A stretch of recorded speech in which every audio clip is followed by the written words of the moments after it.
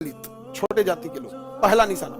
याद रखो, जब संविधान नहीं था, जब अंग्रेज नहीं थे, जब मुगल नहीं थे, ना दिल्ली सल्तनत का राज था, ना मोहम्मद बिन कासिम आया, ना गौरी आया, ना गजनबी आया, ना बाबर आया, ना दलहौजी आया। आज से अब जाओ गुप्ता काल में, जाओ पुराने काल में, दलितों के पीछे बोरा बांध दिया जाता था। जब वो चलते थे तो फिर उस पीछे बोरा जो था रहता था, वो उनके कदमों के निशान मिटाते थे। आगे घड़ा बांधा जाता था कि हल्का सा कहीं थूक या पसीना ना गिर जाए, उसमें हो जाए। जाओ उस काल में जब यहाँ कोई विदेशी आक्रमणकारी नहीं होता था। याद करो, वहां पे दलित महिलाओं को त्रावणकोर में स्तन ढकने की इजाजत नहीं थी और नीचता की हद थी।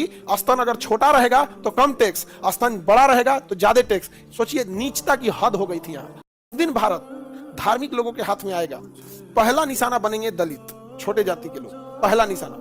याद रखो, जब संविधान नहीं था, जब अंग्रेज नहीं थे, जब मुगल नहीं थे, ना दिल्ली सल्तनत का राज था, ना मोहम्मद बिन कासिम आया, ना गौरी आया, ना गजनबी आया, ना बाबर आया, ना दलहौजी आया।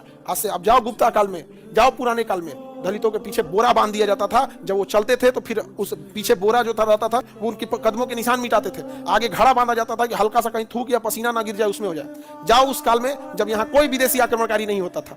याद करो, वहां पे दलित महिलाओं को त्रावणकोर में स्तन ढकने की इजाजत नहीं थी और नीचता की हद थी। स्तन अगर छोटा रहेगा तो कम टैक्स, स्तन बड़ा रहेगा तो ज्यादा टैक्स। सोचिए, नीचता की हद हो गई थी यहाँ।